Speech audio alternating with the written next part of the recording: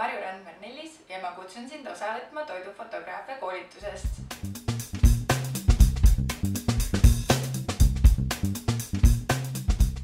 See toidufotokoolitus koosneb 14 peatükist.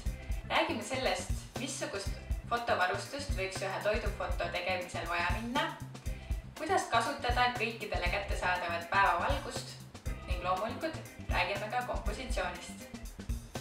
Ühe toidufoto eesmärk on tekitada vaataja sisu. Seda eesmärki võivad aidata täita aga ka teised elemendid. Vaatame, milliseid rekvisiite fotodele valida, mille põhjal neid sinna valida ja kuidas üleüldse toitu kaamera jaoks ette valmistada.